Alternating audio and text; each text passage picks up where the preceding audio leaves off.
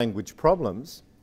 The second child was reading a much simpler book, and he read a sentence about two boys standing in front of a new house, and the second sentence mentioned the garden being 100 years old. And the second sentence started with "but." And after the child, I said, "Oh, why do you think it started with but?" And he didn't know. He had no idea. And I said, "When would we use but?" And he, again, didn't poor kid, I really felt sorry for him. And because, a strange old man asking you questions. But I said, if I said to you, "I was tired, but," and he said, "Oh, you'd go to bed." And I said, well, if I said, "I was tired and I'll go to bed," does that sound right? Yeah. If I said, "I was tired, but," what would I say? And again, he had real problems. So I said, imagine a situation. We've got lots of food here. I am hungry. What would I say? And I'll eat.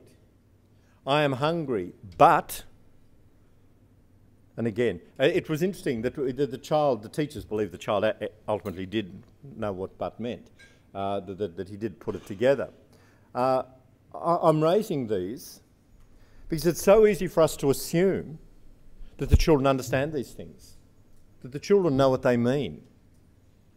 You know, in the first case, the boy read the sentence, read the first sentence of that particular chapter, word perfectly, had constructed an image, a picture in his head for part of it, but really had no way of dealing with that figurative aspect of the language without a complete picture.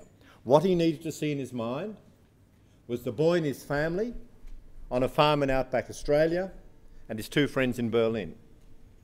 And the boy wouldn't have been able to be entertained by the friends in Berlin and therefore would have to make his own fun.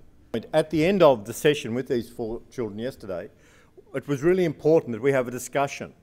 If you heard a phrase like, "there's no prospect on the horizon," what might it mean?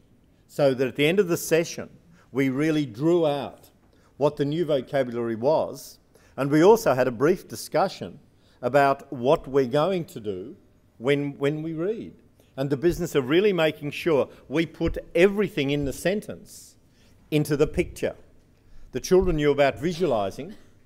I think the idea of putting everything into the picture was an additional idea for them, that they need to do those things. And I'm really wanting to stress this. I'm really wanting to push this idea that our teaching is almost, in one way, it's almost secondary in importance to the actions the students use. I think for a long time, in looking at literacy, we've been focusing on teaching, and we really need to focus on the students' learning activity. Now, we don't get the learning activity without the teaching, but the teaching by itself is not sufficient. So a formulaic or a recipe approach to teaching is probably only part of the idea. We need almost a formulaic approach to the students' learning, because if we get the students' learning going, then the teaching is going to follow. Because the teaching will critically need to be there to allow the learning to occur. And so we really need to have this focus on explicit learning, on the students showing us, really making clear to us what they've learned. So this business of knowing the pedagogy, we really need to keep there in our minds. And I would be arguing that it's really not sufficient for me as a teacher to give a textual group of children, if I want them to learn from that text, and say, okay, read through it and then tell me what you've learned. I think I've got to do much more about the cueing before they begin to read, and if I'm teaching them new strategies, what actions they're going to use as they read, and I'll cue them. Now, remember we said last time, we would really scaffold them. So it should be reasonable when you're looking at the pedagogy to gradually experiment with the scaffolding, you know, bit by bit by bit, and we'll review that again in a few minutes. And the second part of the teaching is to move the students towards doing each of the actions automatically. We made a big deal of this last time. We really need to have the students learning to do these things by themselves. Now this school, the school that I was working in, the secondary college, has been putting in place the high reliability strategies this year. And one of the children said before we began to read, I said, what will you do as you read? And one of the children said, I'll try and imagine what the text is saying. And the boy who had the difficulty or who didn't, work out that phrase before we began said, if there are words we don't know the meaning of, we'll try and use the rest of the sentence to help us. So these Year 7 kids were on the way, and it was really great to be able to say to the principal, afterwards, the kids are really moving. These Year 7 children were saying what they do in their own words as they read. And according to the teachers there, they wouldn't have been, the Year 7 children 2 or 3 years ago wouldn't have been able to say that. And so that's a start. You're underway with it. And I would be, if I were all of you, I would be really using this measuring stick of saying to a group of kids, what is it you're going to be doing as you read? And what will the outcome look like? Because if we get that dialogue going in the classes, in our schools, we're inducing that way of thinking, both in the students, but also in your colleagues. And the more we do that, the better we're going to get the outcomes. Do you all agree with what I'm saying here? Now, don't argue with me if you don't.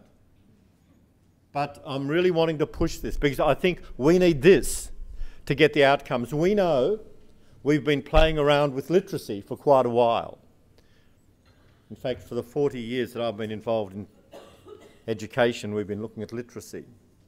But if we can really get the students acting in particular ways to build new literacy knowledge through our teaching, we should be getting there. So the first aspect that I was wanting to push for you to really investigate this year is embedding the strategies in your teaching so that you can really see them working, you know what pitfalls are going to arise, you're able to recognise the behaviours, and really you'll be in a very strong position to guide your colleagues in implementing those. The second was at the same time building an important